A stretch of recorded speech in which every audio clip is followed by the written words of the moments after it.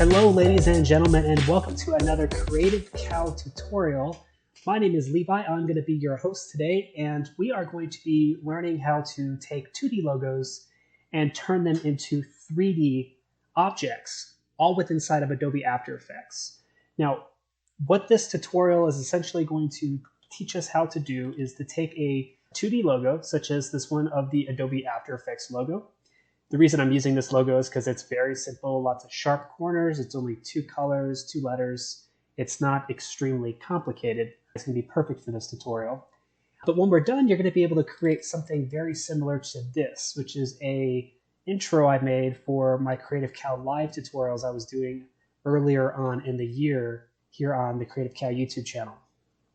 So what I did was I took the time to take the old Creative Cow logo. This is not their current logo, but this was an old one that they used for probably a decade and a half. And it flies in and it starts spinning, and then there's a little countdown number that changes on the back. And this is all 3D. You can see there's shadowing, where the objects meet into corners and all that kind of stuff.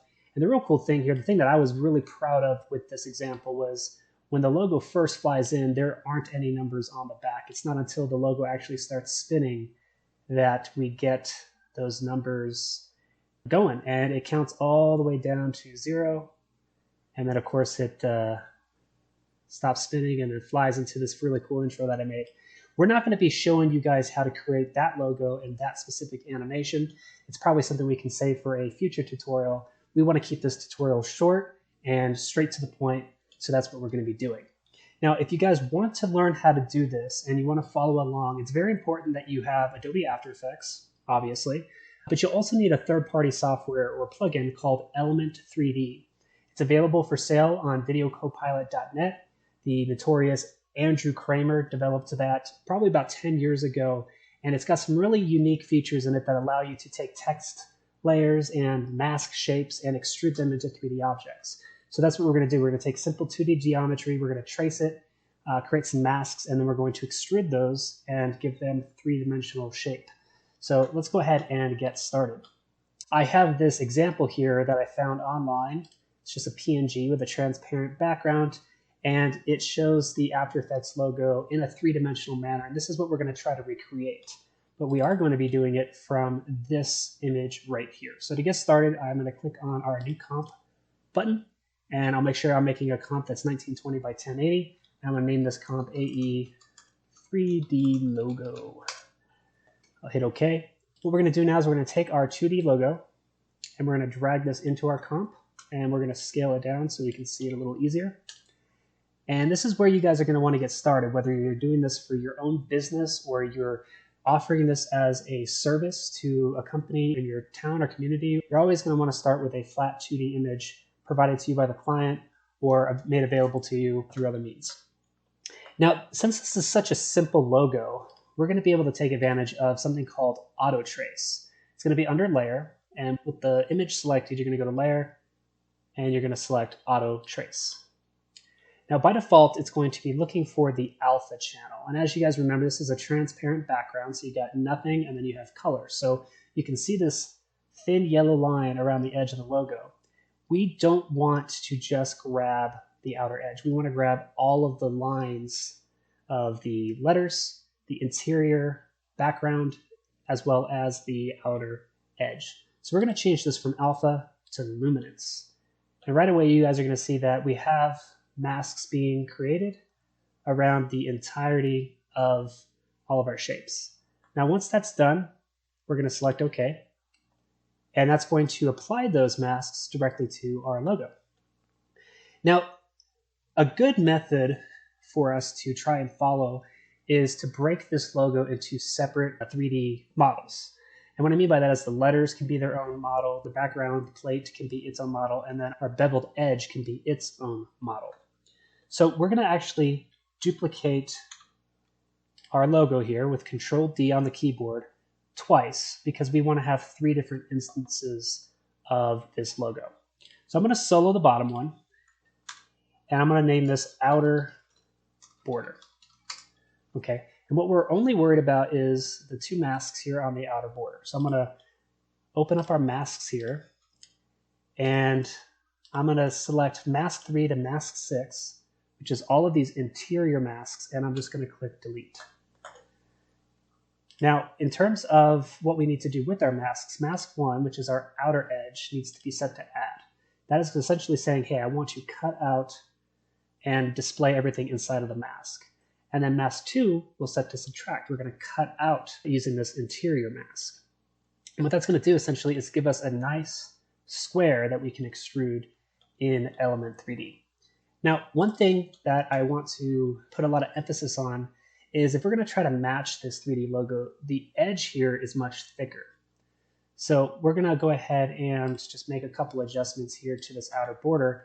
And essentially, all we need to do is go to Mask 2. I'm going to zoom in. I'm going to click on each inner line. And holding down Shift, I'm just going to nudge each of these lines inwards by 3. Shift and then the left down or right arrow by 3. All right, perfect. Looks like need to fix some of those, and we're good to go. Now, this might kind of throw you for a loop at this point, and the reason being is because when we extrude this, you might be kind of thinking already in your head that it's going to be taking on the color of all of this as well, which would be essentially 2 different colors of purple. And that's not the case. In fact, in our preview window, if I change our channel viewer from RGB just to alpha, you're going to see here that we have a nice cutout that's white. And that is going to be what gets extruded in Element 3D. So I'm going to change that back to RGB. I'm going to unsolo that. And now I'm going to solo the center one. And we're going to name this Dark Purple BG Plate. Okay. And with the masks all selected, what I'm going to do is I'm just going to delete everything but the outer mask. And if I go ahead and change this to alpha, we should just see a white square and just a purple mask going around the outside corners. Put this back to RGB here. I'm going to rename the top one AE Text. We'll solo it. And we're going to get rid of the 2 outer masks. And then what we want to do is we want to set the exterior shape of the letters to add, and then we're going to set the interior cutouts to subtract. So we'll set mask 3 to add. We'll set mask 5 to add. And then we need to subtract from mask 4 and mask 6, and that will cut out our little holes in the text. And again, if you look at that on the alpha channel, you'll see here that we just have a nice cutout of just the text remaining. All right, so if you guys are following along with me so far, we just did a little bit of preemptive planning to figure out what the best way to create this logo is going to be. So this leaves us with 3 layers. So now what do we do? Well, we start by creating a new solid. And the solid can be any color you like. When I'm working with Element 3D, I usually just make it green so it's easy to see. And I'm going to rename this Element 3D. And then hit enter. We're going to apply the Video Copilot element effect to this layer. And once we do that, the Effects Controls tab will become active. The green solid will become transparent, and we're going to have all of the settings that Element 3D has available to us displayed here in our Effects Controls panel. So in order to extrude these shapes, what we need to do is open up this drop down here about halfway down called Custom Layers. And specifically, we're going to be looking at custom text and masks. We're going to just be using the path layers from our AE text. Path layer 2, I'll set the background plate. And for path layer 3, I'll set the outer border. And we want to make sure we have masks selected for each and every one of these, because we're going to be using the masks for our extrusion. Once that's done, all you have to do is click Scene Setup up here at the top, and that's going to launch Element 3D's graphic user interface for us, which is where we're going to do the next portion of our work. The very next thing that you have to do is just select the Extrude button. And because the Path 1 or custom path was the text, that's all that we see here at the moment, okay? So what we need to do is select this extrusion model and hit Control D twice to just duplicate it. I'm going to select the second one, and I'm going to change the custom path to custom path 2. And then I'll click the third one and select custom path to custom path 3. So now if I isolate these, you'll see that custom path 3 is our outer edge. You'll see that we just have an extruded square for our background plate. And then we have our text on the top. So we'll rename these just to kind of keep ourselves organized. AE text, BG plate, and last but not least, outer border. All right, so we're going to start with the background plate. The background plate should not really be that thick. So if I scroll this down and I select where it says bevel 1, the very first setting here is extrude. You can increase and decrease that, as you guys can see here, to increase and decrease the thickness. So we're going to make it really, really skinny. And you know what we're also going to need to do is we're just going to solo it so that we can essentially see when it gets to about that point. Perfect. All right, so we're going to hide that now, and we're going to move on to our border. Now, if you guys remember, the border was thick. So we're going to drop down and select bevel 1, and we're going to increase the extrude amount. And we're also going to increase the expand edges, which should thicken our shape as well. Thicken it a little bit more. Okay. I'll turn our background plate back on, and I'm just going to click and drag until it's got kind of a side view from the back. And I'm just going to, with our background plate selected, slide it back in Z space until it lines up with our model. And I'm even okay if it's got a little bit of an indent, that's fine. But now we've got like this box with, you know, like an indented interior, and that's where our text is going to live. So let's go ahead and turn our text on now. And we will increase the extrude value.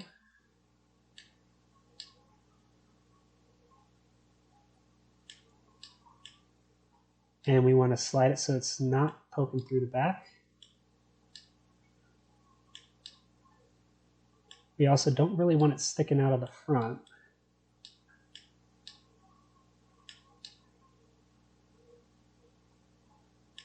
Something like that will work just fine. Okay, so we've got a really quick, easy 3D model that we just made from some mask path shapes and the extrude settings. We didn't really touch much here in this project, but what I did do kind of ahead of time was I made sure to grab the hexadecimal code for the colors that we're going to be needing to apply to these. So that's what we're going to be working on next. We're going to be creating the materials. So for our text and outer border, this is the color that we're going to be using. So I will copy that. And I'm going to go over into our presets here in our material editor. And I'm going to go to physical. And what I'm going to do is I'm going to take this paint red and I'm going to add it to our text. Just like so. What this does is it's going to put like a nice little shiny reflective red colored material directly onto the text, kind of mimicking some sort of shiny paint. But we don't want it to be red, so we're going to scroll down, and under diffuse color, we will paste in that color code and then hit OK. Perfect. And let's also, we'll increase the reflectivity. I'm going to paste in kind of a lighter purple color. So it's got a nice sheen to it. And I think that's just about it for now. Because the outer edge is going to have the same color, we can duplicate or copy this material, and then we can paste it onto this other material for the outer border. Now our background plate, we're going to do the same thing, but we're not going to copy. We're just going to take another instance of our paint red and apply it to our bevel of our background plate. And then back over in Notepad, I've got the color code for the dark purple. Control C to copy.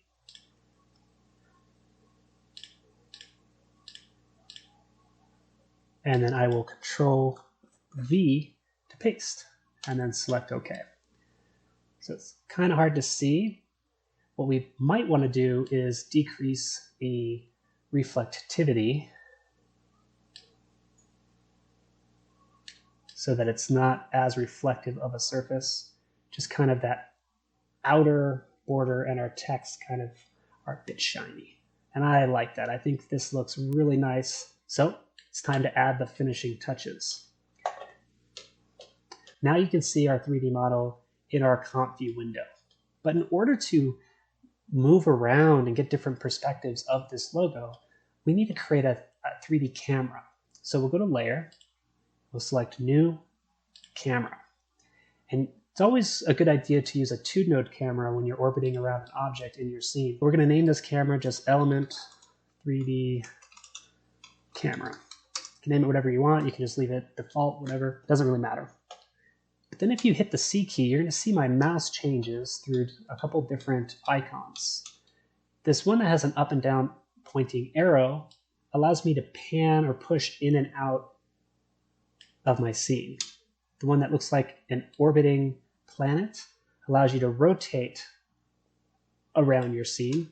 And the one that's got arrows in all 4 corners allows you to pan left, right, up or down or diagonal, whatever floats your boat there in that respect. So I'm just going to pan out.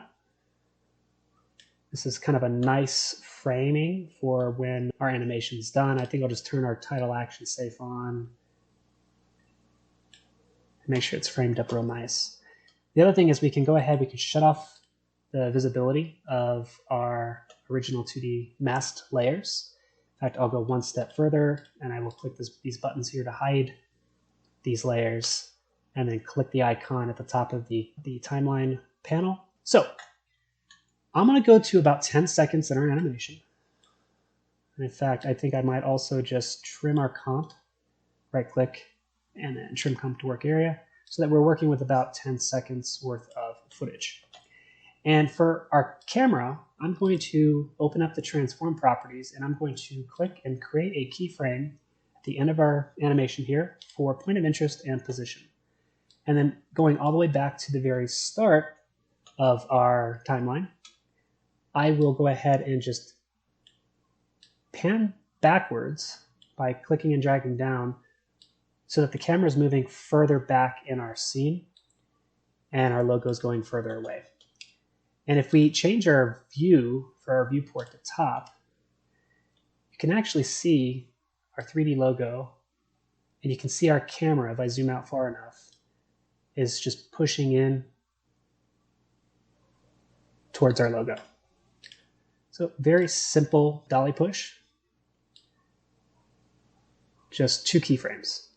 Now I also want this logo to spin as it's coming in, but rather than try to spin the camera around our 3D object, we can actually rotate our model here. So I'm going to click back on Element 3D, and we're going to toggle down Group 1 because that's where all of our model shapes were put into. And we're going to go to Particle Replicator and then find Rotation. And then if we rotate our Y, this allows us to spin our model. Okay? So I'm going to set a keyframe at the beginning, and I'm going to go all the way to the end, and I'm going to drag backwards because I want it to spin in this direction. And then I want it to stop kind of just at an angle or so. So here is our animation. Camera's pushing in, and our logo is spinning across the Y-axis of rotation.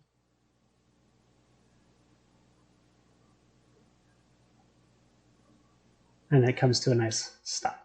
Now we can play around with these keyframes and have them smooth out toward the end or ramp up and speed at the beginning. But for the purpose of this tutorial, it's not really what we're trying to teach you guys. We're just trying to get a simple animation here with our 3D model. Now, there's a couple things wrong with the 3D model when we want to compare this to our 3D reference image. So some of the very obvious things are the lighting, and then of course the shading and the shadowing. So what we're going to do is go back to our effects controls, and all the way down toward the bottom there's something called render settings. And this allows us to control lots of things like the lighting, the ambient occlusion, reflection, fog, motion blur. So we're going to go through some of these settings, and we're just going to tweak them a bit to make this model look much more sleek and cutting edge. So the first thing that I always like to do is go and drop into lighting. And I'm going to add lighting. And I already know that a 360 light will look nice. We can drop down the additional lighting and find rotation. We can rotate the light around our scene until we can kind of find similar shading. We want the edges to be darker. So we'll just play around rotating the light through our scene until we can find something that gets us close to our final look that we're after. Don't want to spend too much time on it, but that looks fine. So we're gonna toggle lighting back up. I'm gonna go now down to ambient occlusion. And ambient occlusion is such a fast way to add a depth of realism to your 3D model. If you guys just take a minute and look around your room and you find a corner where two walls come and meet in the corner, what you're going to notice is that it's harder for light to be captured in the corners of objects. And that's just because as light bounces around, it's not going to be able to fit into that crevice without bouncing back out. There's just the weird angles of it. So let me show you what that means. If I enable AO, and I'm going to just choose ray trace because I like the way it looks better. What you're going to see is we're going to get nice shadowing where light is having a harder time to reach along all the corners here of our model. And if I turn up the ray tracing sample amount,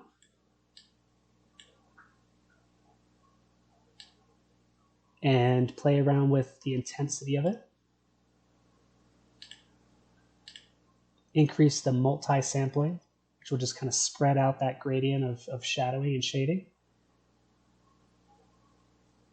we're going to get some nice shading here in this image. And that's something that in our 3D example, we had some instances of. So back into our effects controls, we're going to toggle up our ambient occlusion, and we're going to go down to motion blur. And we're going to turn motion blur on. And what this is going to do is it's just going to add motion blur to our model as it spins. Now our model isn't spinning very fast, so we might not actually see that motion blur, but just for giggles here, if I hit the U key and drag that final keyframe to about 1 or 2 seconds, you're going to see a nice blur being added as our model rotates. All right. We're going to move that back to the end of our animation, but we're going to leave motion blur on for this moment in time. Next thing we're going to do is look at depth of field. And by default, it's set to comp settings, but by default, our camera, under camera options, the depth of field is turned off. So we're going to turn that on. And you see our logo is kind of blurry now. It's out of focus. We want the logo to be perfectly in focus at the end of our animation. So what we're going to do is we're going to adjust the focal distance, and we might need to turn our resolution down here so that we can do this quicker. And holding down Shift, I'm sliding the value up and down until our image is in focus.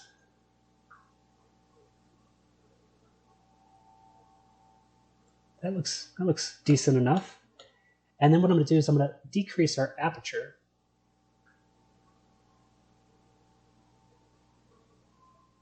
so that we have a shallower depth of field. So now when we go back to the beginning of our timeline, Increase the aperture. There we go. Our logo starts slightly out of focus.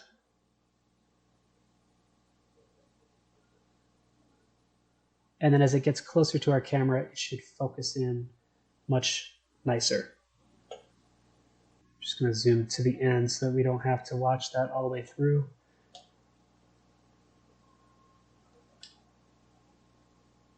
Might adjust the focal distance just a tad bit more so we can get it sharper. There we go. Another cool thing that we can do is we can actually use something called fog to cover over and hide our model. So what I'm going to do is, under the render settings, find fog, and we're going to enable it. And what we're going to do is we're going to turn the fog color to kind of like a really dark, slightly desaturated purple. And if we turn the fog opacity up, you're going to see it starts to hide our model. Now we can also set the start distance back in Z space until it passes our model. There we go. I'll come back a little bit.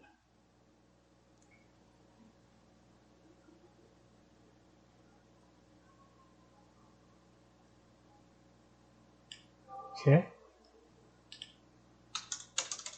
And I'll just double the fog range. And then you'll see that the logo is going to start fading in as it comes out of that fog.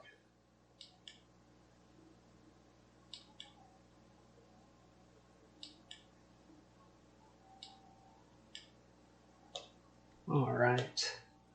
And what we might do is hit the T key and set a keyframe at the beginning.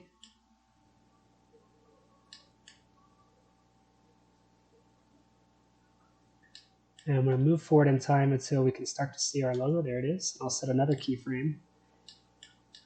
And then the very first keyframe will set to 0%. So it's going to look like it's fading in as it's coming out of the fog. Very nice. Now, one other thing I think might be really cool, especially with this fog, is if we create a new solid and we make the solid the same color as our model and put this underneath.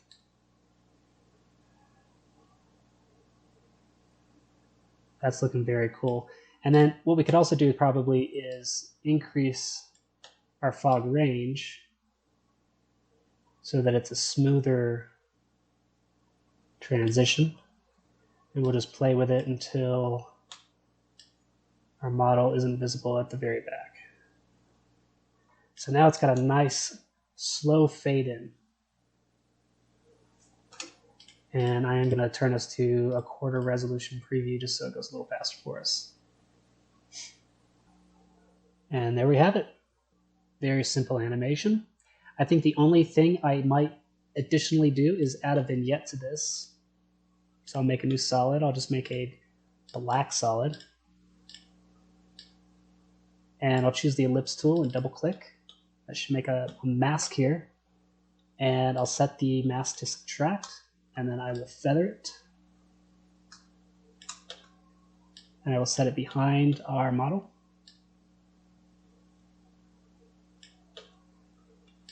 And I think what we might do, hitting MM twice here on, we'll rename this vignette. Probably spelled that wrong. But we're going to decrease our mask expansion at the beginning, set a keyframe, and then right about here, we'll expand that vignette so it looks like our model is kind of coming up out of the dark. So there you have it, folks. If you guys enjoyed this tutorial, please consider subscribing to Creative Cow here on YouTube. I do plan on making tutorials on a frequent basis, and I'm trying to make these little shorter tutorials that just show you really fast how you guys can achieve some really great results. Again, if you guys have watched the tutorial all the way through, just a little idea here, but learn this technique, invest in yourself, and then go out and see if you can't find companies who are willing to pay you money to create something like this for them. As you guys see, it's very, very easy just to, extrude some masks, apply some basic texture materials to them with some diffusion color settings, picking up a camera, doing simple camera movements and rotating and your model just to kind of give it a little bit of life. Literally, the only thing that's going to limit you in this instance is your ability to tap into your imagination side of your brain and just go for it. If you do have questions, I will try to make myself as available as I can. I do plan on uploading a lot more tutorials covering these types of topics. If there's a specific effect or a specific plugin or preset or problem that you're having with After Effects and you would like a tutorial made for it, let me know. Send us a comment, then I might give it a shot and help satisfy that itch for knowledge you have. Thank you guys once again for joining us here on Creative Cow. My name is Levi. You can find me on YouTube. My channel is Food Fight VFX. I'm going to be posting lots of other types of tutorials there that go into a little bit more advanced, and they usually revolve around the visual effects process in film and television. So I hope to see you guys over there. If you guys haven't already, please like and subscribe and hit the bell notification button so that you guys can get updates whenever we come out with new content, new tutorials for you. Again, thank you guys so much for tuning in. We'll see you next time.